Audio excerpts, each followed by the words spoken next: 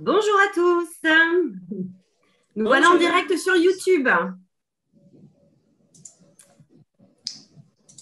Alors, bienvenue à tous. Nous voilà en direct sur YouTube pour ce avant-dernier café lecture virtuel, parce que ça y est, nous allons recommencer les cafés lecture en présentiel au mois de septembre. Donc, il y aura encore un dernier café lecture le 4 septembre, virtuel.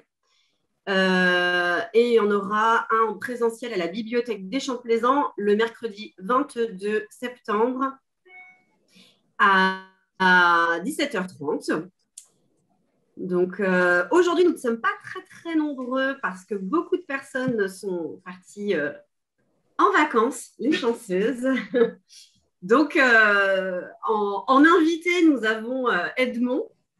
Présent. Et puis, il y a Émilie, du coup, qui fait partie de la bibliothèque, qui est à la médiathèque Jean-Christophe Ruffin, et qui, du coup, nous présentera aussi sa lecture ou ses lectures. Voilà, qui veut commencer? Si l'une d'entre vous commencez, ça ne pose pas de problème. Allez, moi, je commence. Commencer, hein. Non, vas-y. Alors, je voulais vous présenter un roman que j'ai beaucoup apprécié. Je n'avais jamais rien lu de cette autrice. Donc, le roman s'appelle 3. 3, le chiffre 3, de Valérie Perrin. Il me semble que c'est son 3e roman. Elle a écrit Changer l'eau des fleurs, qui n'est jamais, enfin, nous, qui est à la bibliothèque des Champs-Plaisants. Je pense que vous l'avez également à la médiathèque, et qui est sans arrêt sorti. Il est sans arrêt emprunté par les lecteurs. Il ne reste jamais rangé. Donc, du coup, je me suis dit, je pense que voilà, ça doit être quelque chose vraiment de qualitatif. Donc, effectivement, c'est un roman super pour l'été. Enfin, moi, j'ai vraiment beaucoup apprécié. Alors, il ne faut pas avoir peur de la quantité de pages parce que, franchement, ça se lit vraiment très bien. Il y a il y a 668 pages exactement. Donc, voilà, c'est quand même un pavé. En fait, on va suivre 3 enfants. On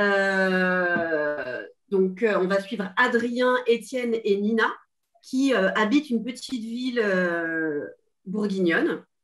Et voilà, et en fait, dans la Nièvre. Et du coup, ils se rencontrent en CM2 et on va sans arrêt partir dans le passé. Donc ça, c'est le passé.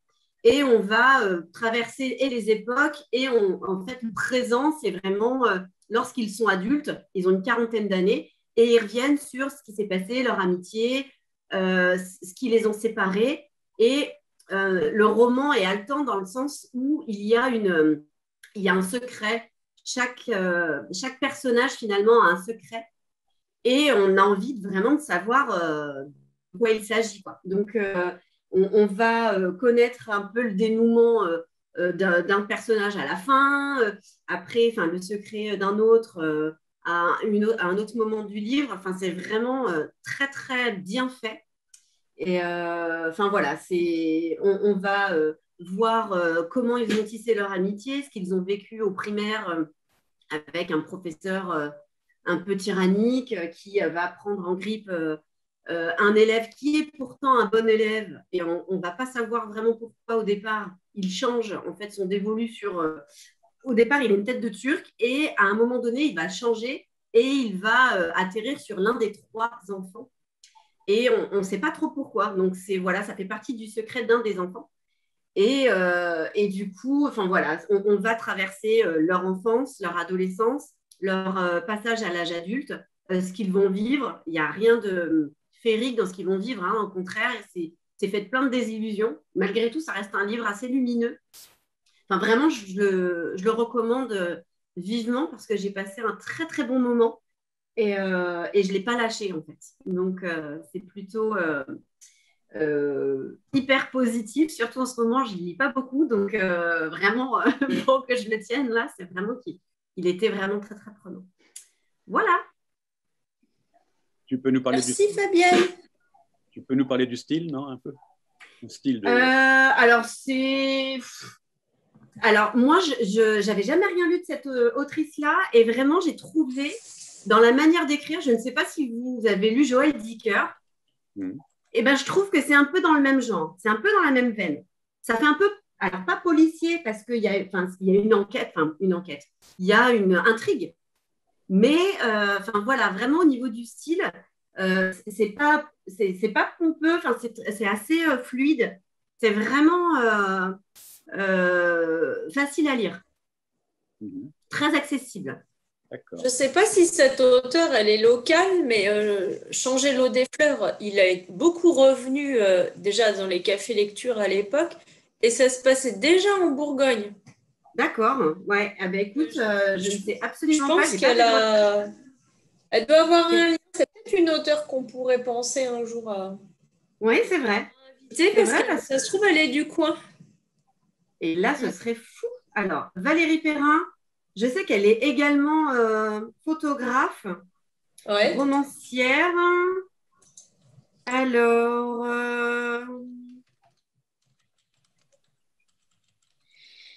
je regarde un petit peu d'où est-ce qu'elle vient. Département des Vosges. Donc, elle doit elle doit aimer la Bourgogne. Elle doit aimer la Bourgogne. Elle a peut-être de la famille dans le coin. Peut-être. Ah, mais elle est née en Saône-et-Loire. Ah, mais voilà. Donc, elle a passé son enfance en Bourgogne, sûrement. Parce que ça se passait dans un cimetière, hein, je crois, Changer l'eau des fleurs. Hein. Alors, je ne sais pas du tout. Je crois que c'est plutôt voilà, un thème un peu pas forcément gai. Ouais, et pourtant, les lecteurs. Et c'est vrai que c'est hyper lumineux. C'est comme là, en fait, ce roman-là, il va dresser un peu des pans de la société qui ne sont pas forcément très jolis. Hein. On va rencontrer un pervers narcissique, on va rencontrer une mère qui abandonne complètement son enfant, des morts prématurées. Enfin voilà, vraiment, il y a des choses qui sont très dures. Mais malgré tout, voilà, ça finit très bien enfin voilà, on va côtoyer la maladie. Enfin, il y a vraiment plein de thématiques sociétales en fait dans la vie, puisqu'on va vraiment suivre ces jeunes tout au long de leur vie en fait, hein, du CM2 jusqu'à je sais pas, leurs 41 ans, 45 ans, quelque chose comme ça.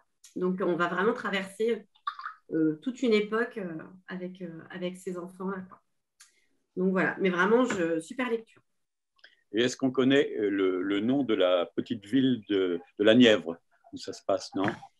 Alors, oui. Zut, c'est la Comelle. La Comelle. Oui, on ne sait pas si ça existe réellement. Ouais, je ne sais pas. Je n'ai pas du tout fait de recherche, Edmond.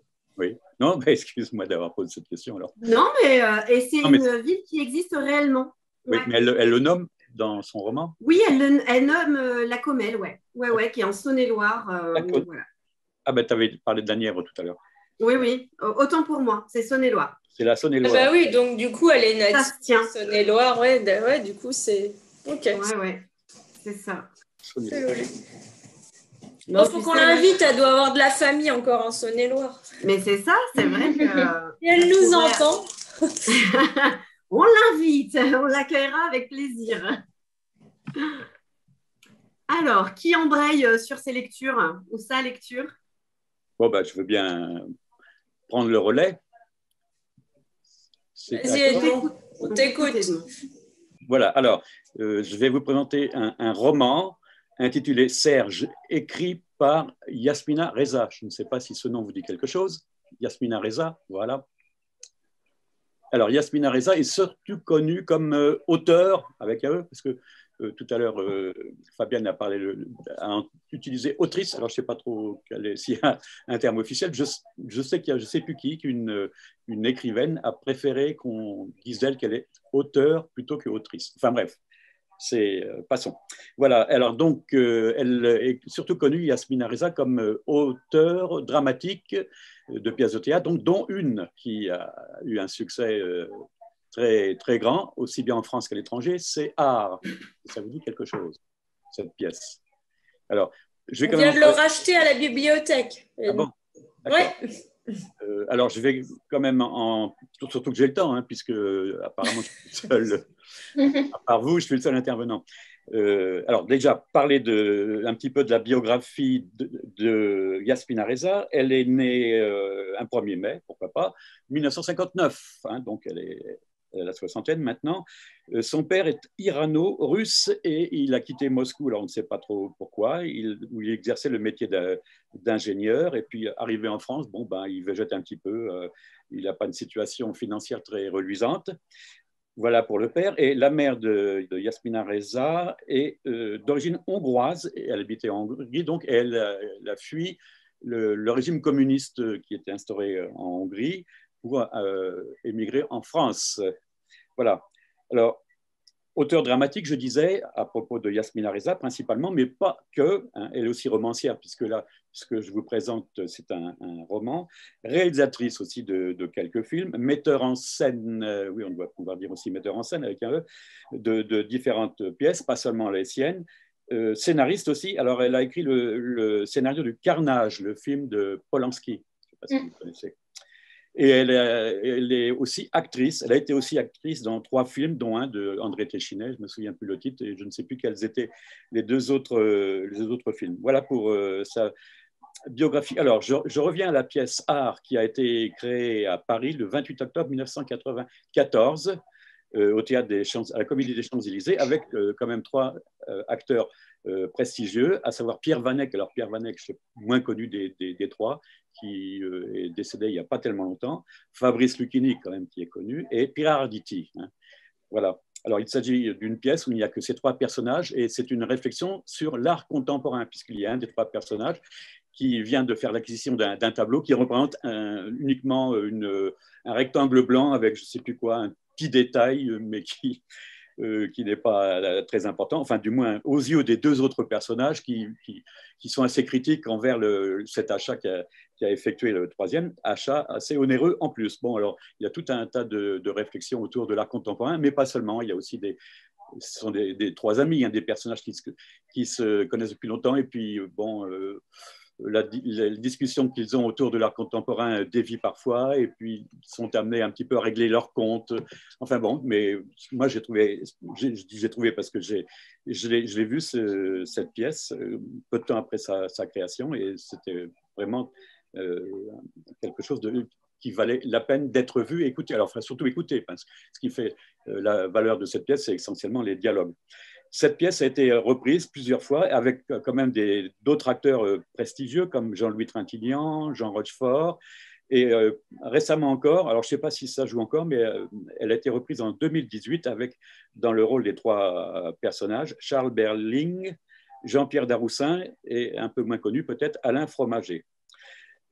En 1995, cette pièce art a été récompensée par 2 Molières. Elle a été traduite en 35 langues et mise en scène dans de nombreuses capitales, Buenos Aires, Saint-Pétersbourg, bien que ce ne soit pas la capitale, mais enfin c'est une ville importante, etc. Et elle est ainsi considérée comme l'auteure dramatique française contemporaine la plus jouée dans le monde. Elle a obtenu différentes récompenses, alors pas seulement en France, mais aussi dans d'autres pays, en particulier aux États-Unis, avec le Tony Award en 1998. Alors, je pense que c'était une récompense très importante. Et après que cette pièce ait été jouée à Broadway, et dans cette version, elle était coproduite par Sean Connery. Vous voyez, il y a tout un tas de noms prestigieux qui gravitent autour de cette pièce. Voilà, alors, j'en viens quand même au livre que j'avais prévu de vous présenter. Il ne s'agit pas d'une pièce, mais d'un roman, parce qu'elle écrit aussi des romans, dont le titre est Serge. Bon, si je voulais résumer cette histoire, c'est l'histoire d'une fratrie entre 3 enfants, 3 enfants adultes quand même, hein, puisque bon, je crois que l'aîné est pas loin de la soixantaine, ou peut-être qu'il l'a dépassé. L'aîné se prénomme Serge. Est née après lui une femme, Anna, que tout le monde appelle Nana dans la famille, et le cadet, Jean. Il se trouve que c'est lui, Jean, qui est le narrateur. hein. Et Serge, donc, qui a donné le titre à ce personnage, qui a donné le titre à ce roman, apparaît comme ça, subrepticement, hein. J'en parle surtout de petites péripéties qui lui arrivent, hein. En particulier, il va à la piscine et le maillot qu'il a ne convient pas, n'est pas conforme, on l'oblige à prendre un autre maillot. Enfin, bon, il y a des scènes assez burlesques, dont celle-ci, pour commencer, qui donne le ton du livre, hein, avec un humour assez féroce, noir même à certains moments. Alors, les deux frères ont une vie sentimentale assez compliquée. Jean, donc le narrateur, vient d'être plus ou moins viré de chez lui par sa compagne, avec laquelle il a eu un enfant. Alors, le fameux Serge, lui, c'est encore pire. Il le vit avec une femme, mais bon, qu'il cocufie assez copieusement. Il a eu une fille déjà précédemment avec une autre épouse. Et là, il vit avec sa nouvelle compagne qui elle-même a eu un enfant prénommé Lucas.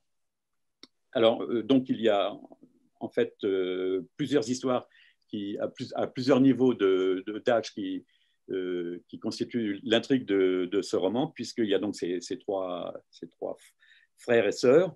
Il y a aussi donc les enfants plus ou moins dont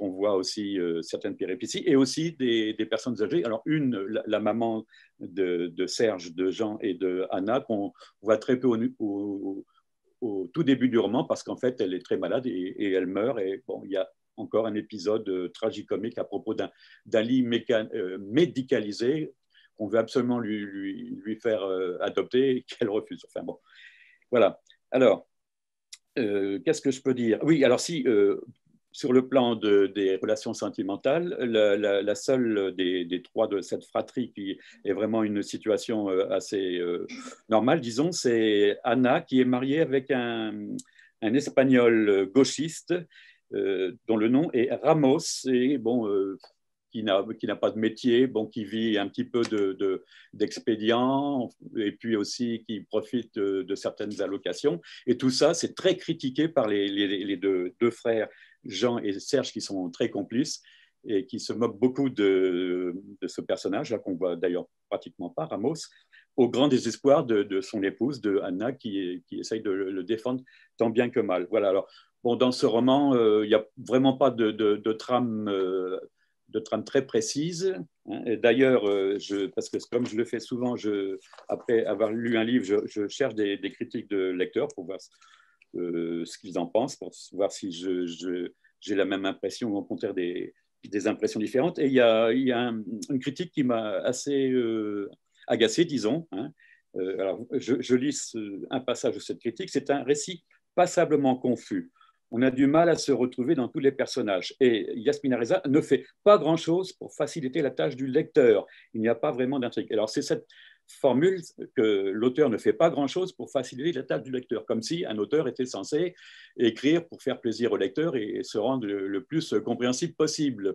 C'est comme si on avait demandé à James Joyce ou à William Faulkner d'être un peu plus clair que ce qu'ils racontent dans leur roman. Voilà, ça m'a vraiment agacé. Est-ce que les écrivains sont au service des lecteurs? Alors, il y a des écrivains, je n'en citerai pas, qui s'arrangent pour caresser les lecteurs dans le sens du poil, ce qui fait d'ailleurs qu'ils vendent leurs romans beaucoup plus facilement, mais ce n'est pas le cas de Yasmina Reza. Et en fait, contrairement à ce que dit ce critique-là, c'est un roman qui est très construit, contrairement aux apparences. Alors, il y a une péripétie qui est très importante, qui occupe à peu près la moitié du livre, qui se situe au milieu. C'est la visite du camp de concentration de Auschwitz.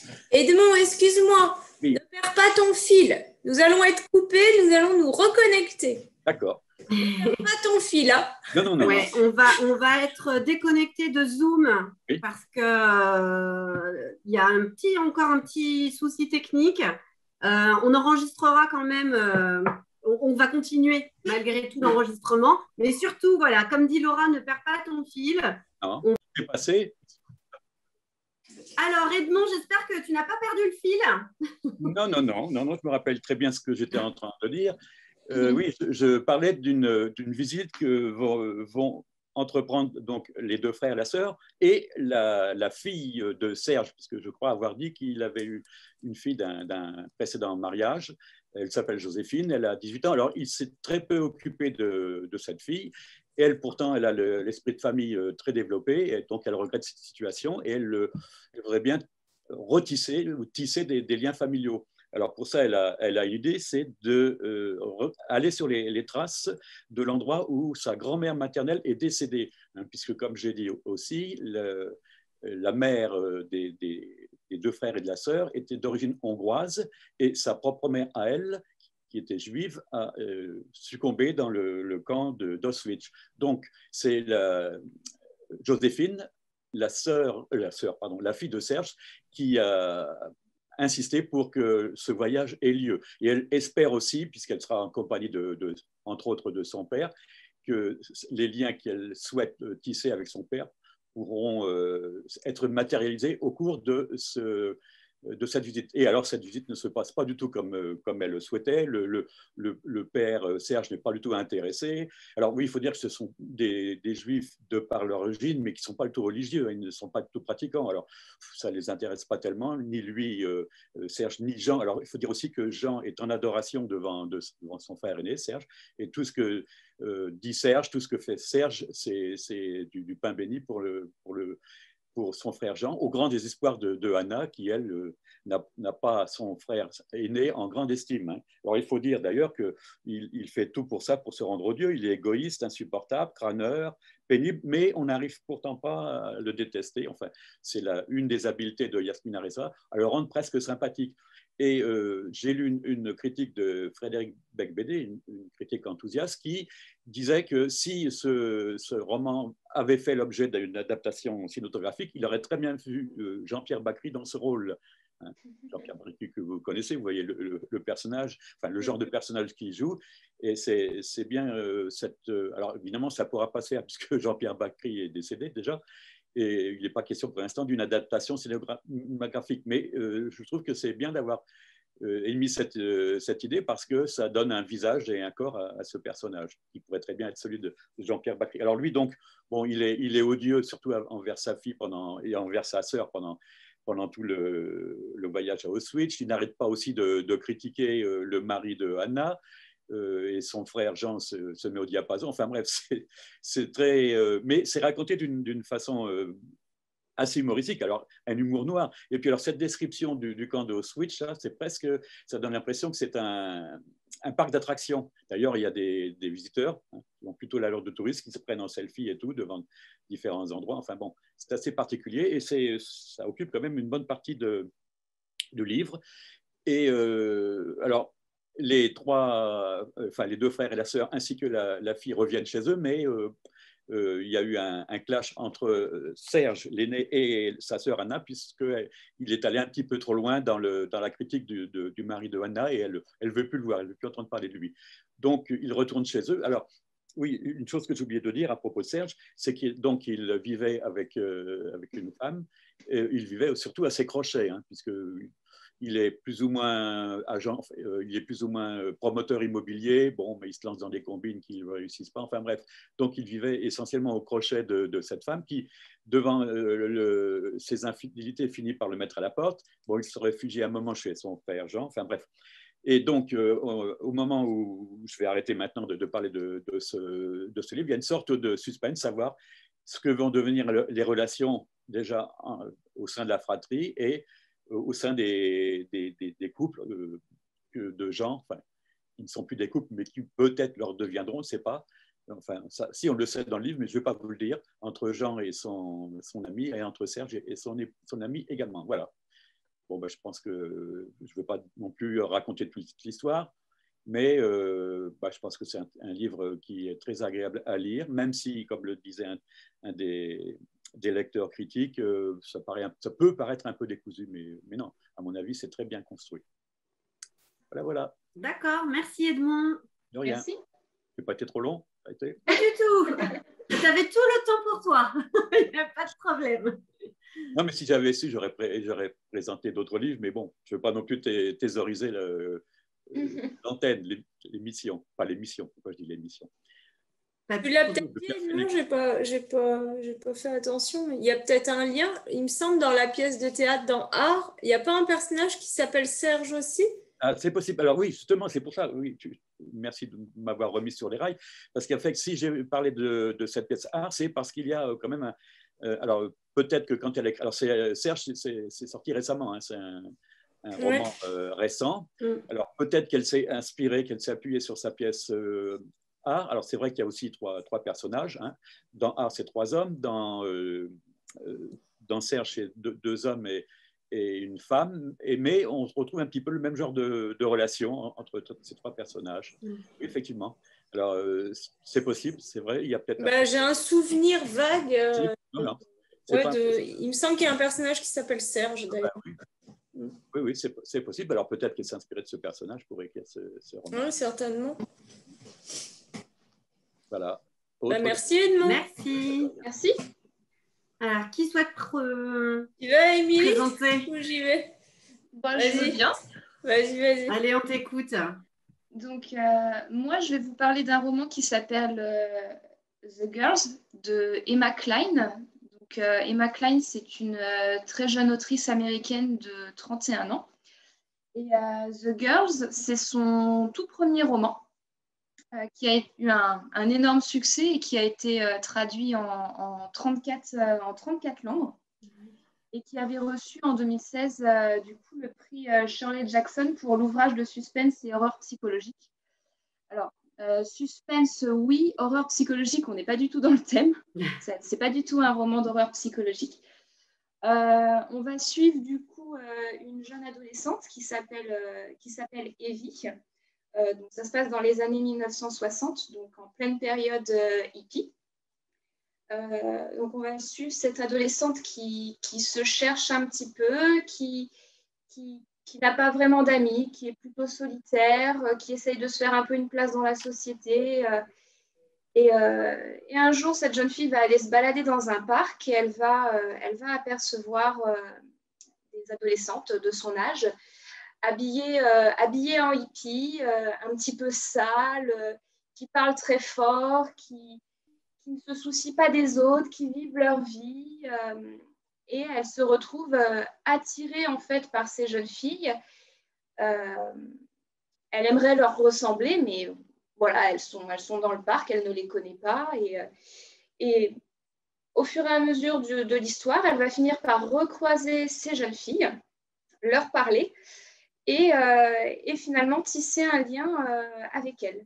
Et de fil en aiguille, en fait, Evie va être happée dans une secte qui est menée par un homme qui s'appelle Russell. Russell est un peu un proxénète, violent. C'est quelqu'un d'un peu détestable et pourtant, ces jeunes filles l'apprécient énormément et c'est un gourou presque. C'est un gourou, on va pas se mentir, c'est un gourou. Et du coup, il mène toutes ces jeunes filles à la baguette parce qu'elles sont beaucoup, je crois qu'elles sont une vingtaine. Elles vivent dans une espèce de décharge avec des préfabriqués. Il les fait voler de la nourriture. Elles se prostituent. Il y a beaucoup de prises de drogue, ce genre de choses. Et il va finir par leur faire commettre la plus horrible des choses, c'est-à-dire un crime violent et sanglant. Et je ne vais pas vous en dire plus, parce qu'après, il faut le lire, parce qu'il est vraiment bien.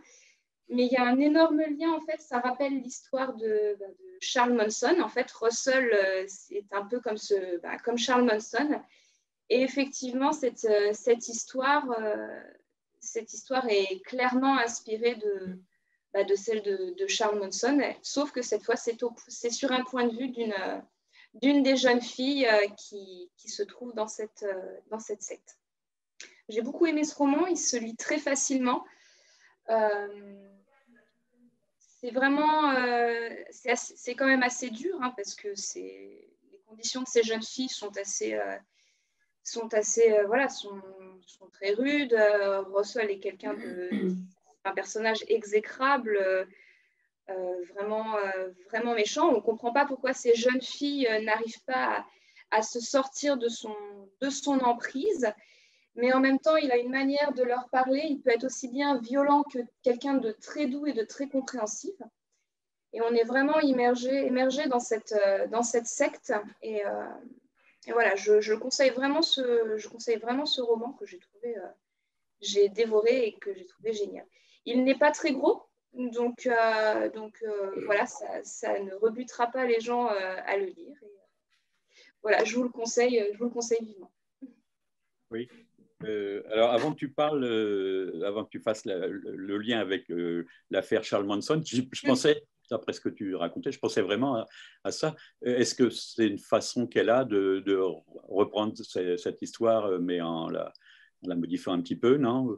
Alors, oui, effectivement, parce que tout n'est pas... Il y a de grosses similitudes.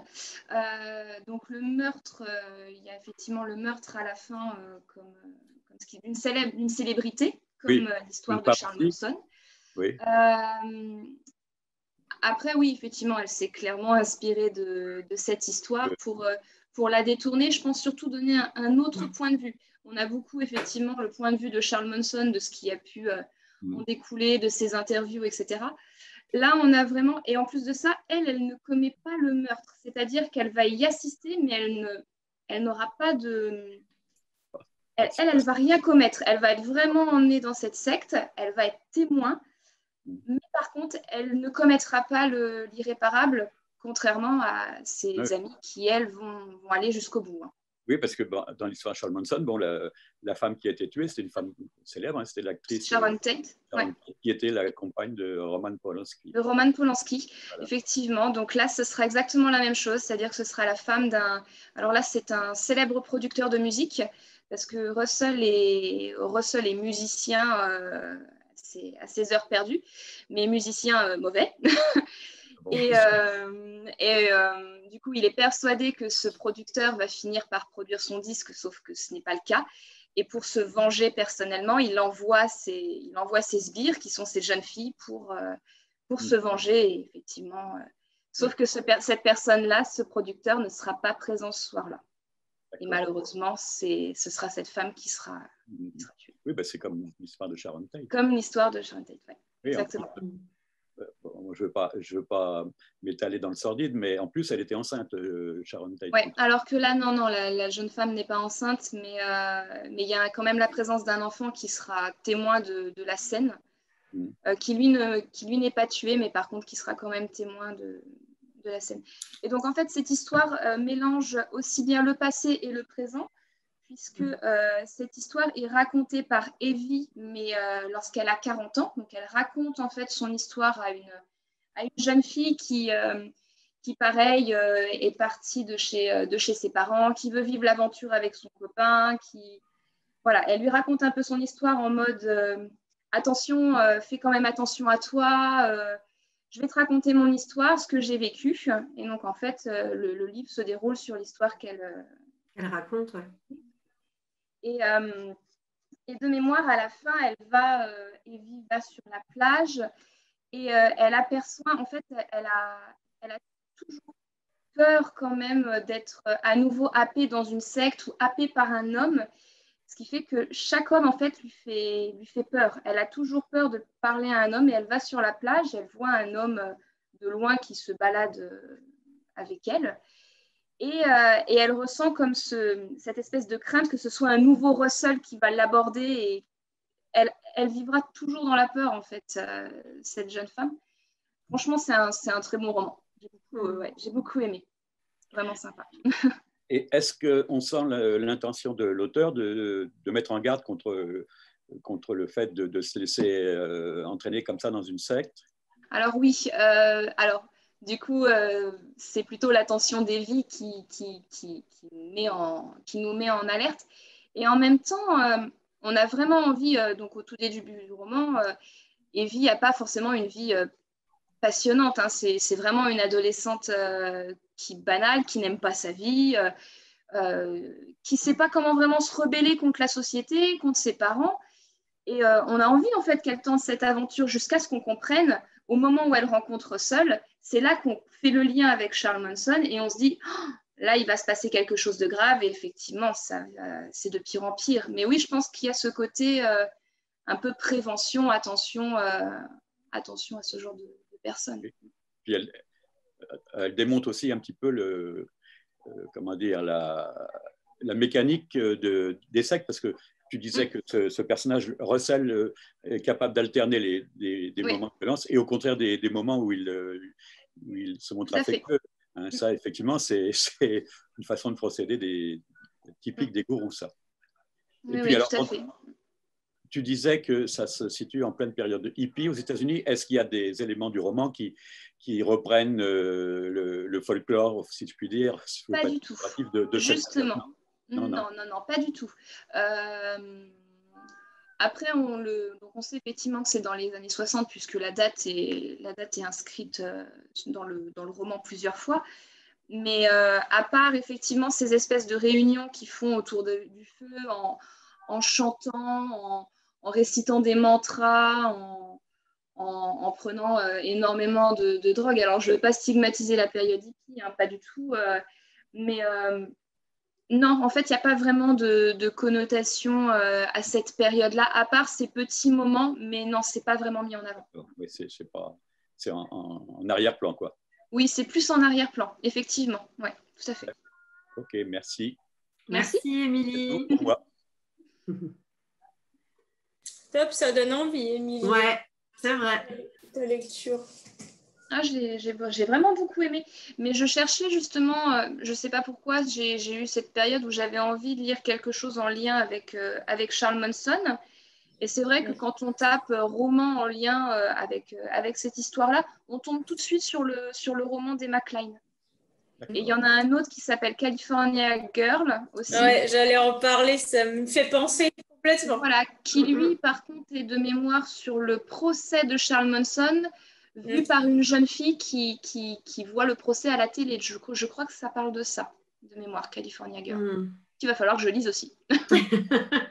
C'était vraiment dans ta période Manson, hein.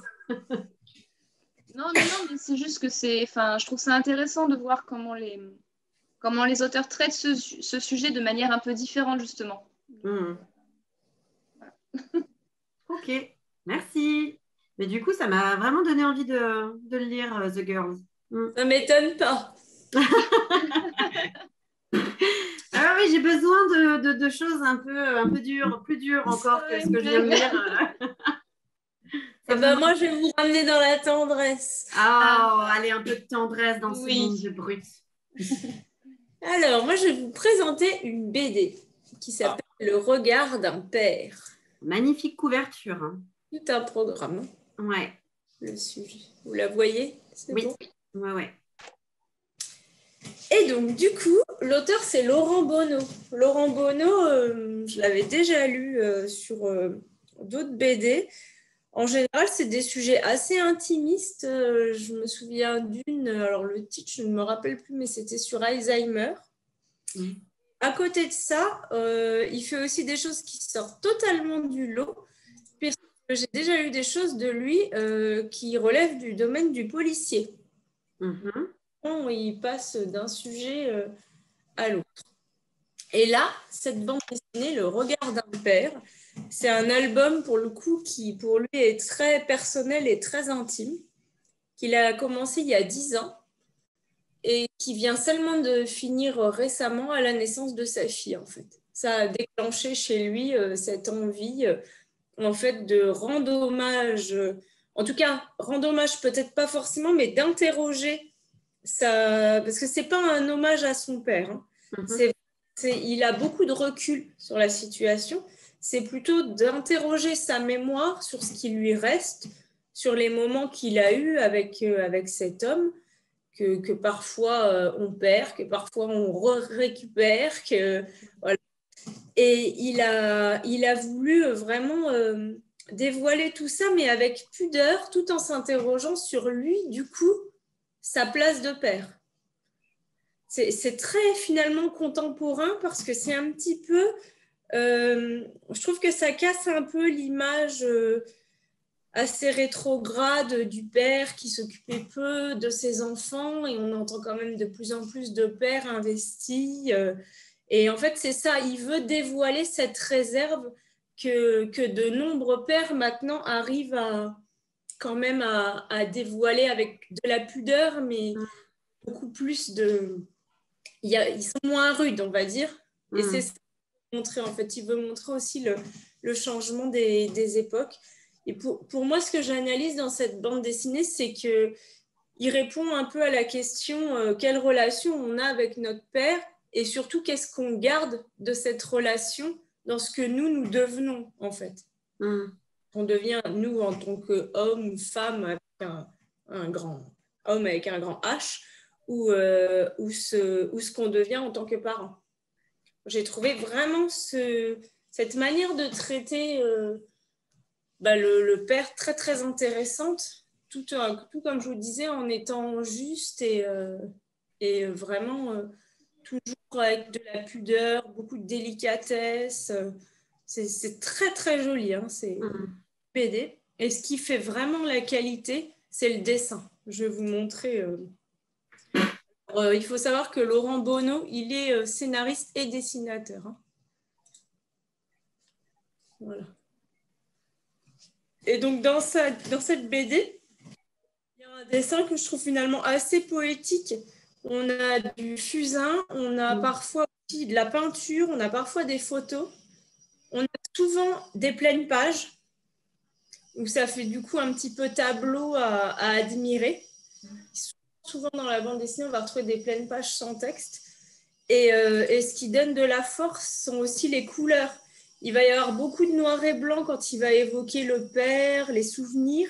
Au moment, on va avoir des explosions de rouge, de jaune, quand il va parler de l'instant présent, de la jeunesse de sa fille, de la fraîcheur, voilà, du regard, on va dire, serein qu'il porte sur l'avenir. Et puis parfois, on va avoir des nuances un peu plus bleues quand il va faire des passages où il se recentre sur lui et sur ses sentiments. Il y a une vraie force avec le dessin, hormis le texte, par ce jeu de dessin et de couleurs qui font vraiment la force de cette bande dessinée. Non. Voilà. Ouais, ça donne vraiment envie aussi. Là, moi, je l'ai loupé, cette BD-là, je ne l'ai pas vue. Et non, vraiment, ça fait vraiment envie. Très chouette. Même la couverture, hein, on voit. La couverture est magnifique. Vraiment. Et aussi, oui, je voulais rendre un petit hommage à la maison d'édition, parce que maison d'édition des Ronds dans l'eau, voilà, c'est une maison d'édition qui est hyper connue dans le monde de la bande dessinée. C'est une petite maison qui date de 2004, je crois. Enfin, dans ces années-là, c'est encore assez récent. Et qui publie énormément de bandes dessinées à l'année. Donc, ça vaut le coup aussi de faire découvrir une petite maison. Dans l'eau, avec la lettre O, oui. Ça a une identification particulière, non? Ce nom? Je ne sais pas. Non, c'est pas. Je ne sais pas du tout. Pourquoi la lettre O, oui? Oui, je ne sais pas. Je ne me suis pas posé la question. J'en sais rien du tout. Oui. Mais moi, j'ai le temps pour poser des questions Oui, quelle question étrange.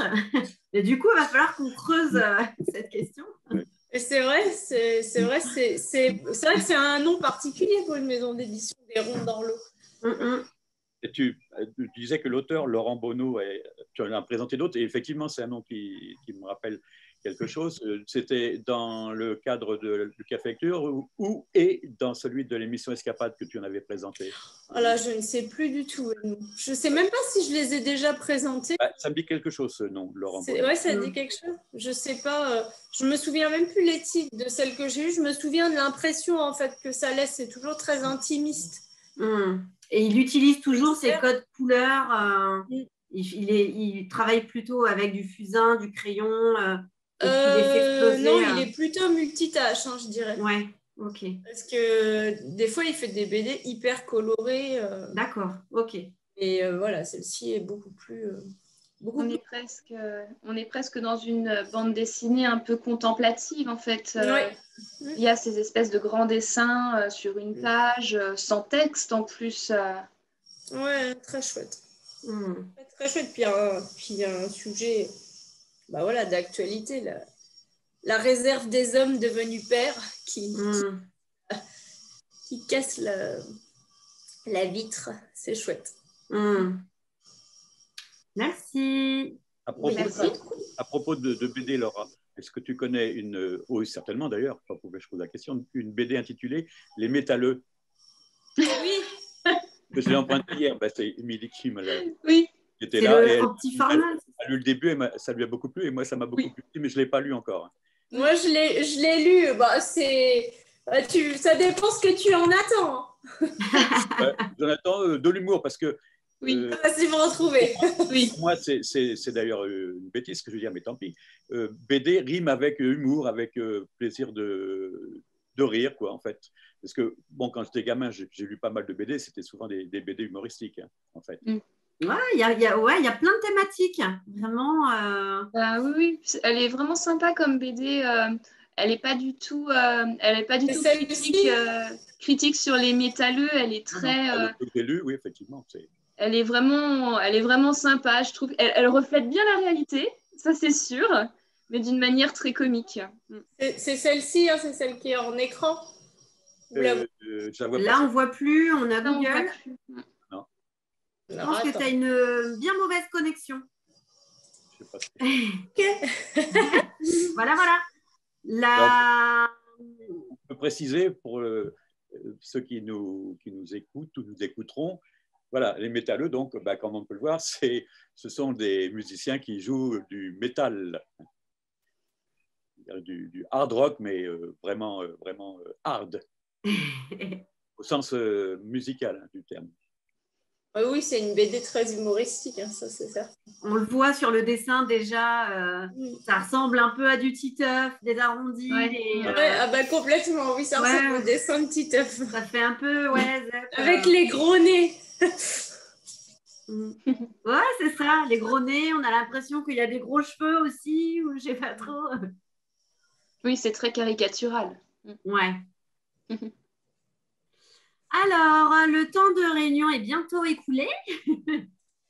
On va pas de toute façon, je crois qu'on est très bien. Voilà, je pense qu'on est très très bien. On va juste refaire un petit rappel sur les animations.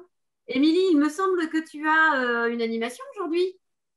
Oui, tout à fait. Cet après-midi, on a une animation origami, donc un créneau pour les enfants et un créneau pour les ados adultes à la médiathèque Jean-Christophe Ruffin. Mercredi également, donc mercredi après-midi, il y a à nouveau cette animation et cette animation reprendra fin août aussi, sur 2 créneaux, un samedi et un mercredi. Super, donc n'hésitez pas à aller sur le portail des bibliothèques. Voilà, il y a plein de choses prévues. Voilà, des animations origami où on va vraiment apprendre à plier. C'est vraiment pas évident. À la bibliothèque des Champs-Plaisants, il y aura des créateliers, donc ateliers créatifs. Là, je rebondis sur l'origami, mais là, ce sera vraiment plutôt à destination, nous, du public jeune. Des jeux de société dans les 2 structures, des lectures extérieures. Enfin, voilà, vraiment un programme plutôt riche et varié. Donc voilà. Je pense qu'on a fait une belle programmation cet été, justement peut-être pour nous sortir un peu de cette espèce de moment où on était tous recentrés sur nous-mêmes et enfermés. Et du coup, voilà, là, on invite tout le monde à sortir et puis à venir nous retrouver sur inscription, bien sûr, dans la limite des places disponibles. J'ai encore à l'esprit rapidement une question. Tu parlais de l'atelier origami. Tout à l'heure, avant le début de l'émission, on parlait de, je ne sais plus comment ça s'appelle, qui concerne le Japon, les animations qui ont lieu. Sayonara. Oui. Pourquoi la médiathèque Jean-Christophe Ruffin et puis la bibliothèque Jean-Christophe semblent attirées par le Japon? Pour quelle raison?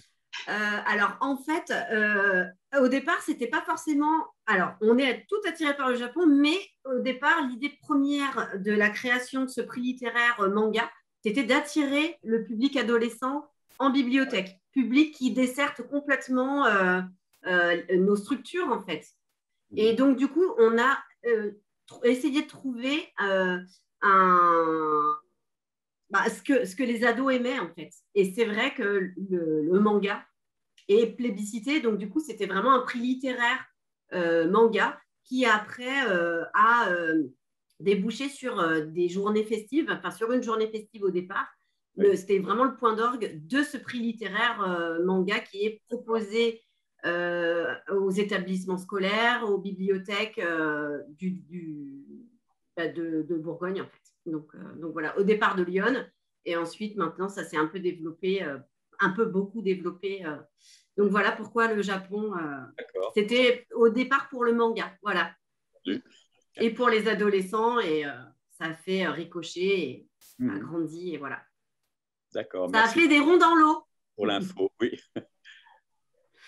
Voilà, là, c'est des vignettes de ce qu'on propose en fait sur cet été dans les différentes structures. Voilà, il y a les animajeux à la bibliothèque, les cafés lecture, des ciné ados, des ciné familles. Exposition, là, ça va être aussi au CEREP, à la bibliothèque du CEREP sur le mois de juillet, pas au mois d'août. Les livres voyageurs, c'est dans différents endroits de Sens, les mardis. Atelier origami, voilà. Les sensationnels qui sont plutôt portés par le site savinien, enfin les espaces culturels saviniens. Enfin, il y a différents endroits également dans Sens. Unlock, ça va être un jeu de société type escape game. Donc voilà, mais ça se joue vraiment sur une table en fait, grâce à des cartes, une application. Les contes du panier, ça va être des animations pour tout petits. Donc, c'est des lectures. En fait, c'est un spectacle fait par une artiste qui va venir se produire à la bibliothèque des Champs-Plaisants. Pareil, hein, on a les dates sur dans nos structures. On a un flyer aussi existant. Et voilà, sur le portail, on a toute la communication, voilà, sur bibliothèque-sens.fr. Voilà, mais il y a encore d'autres choses, hein. Il y a des expositions prévues à la médiathèque, café musical, enfin voilà, il y a vraiment il y en a vraiment pour tout le monde, quoi. Donc voilà. Usage. C'est ça. On va retrouver un peu tous les usages à la bibliothèque et on est bien content. Voilà. Parfait. Bon. Eh ben bon. Merci à tous. Ouais, merci à tous pour votre participation. Puis une bonne matinée, une bonne bonne matinée, bon week-end à vous. Bonnes vacances, Edmond. Oui, bonnes vacances. Je commence demain, moi. Ah, trop bien. Bon, allez, à plus tard. Bonne journée à vous. Bye bye. Bye bye. Au revoir.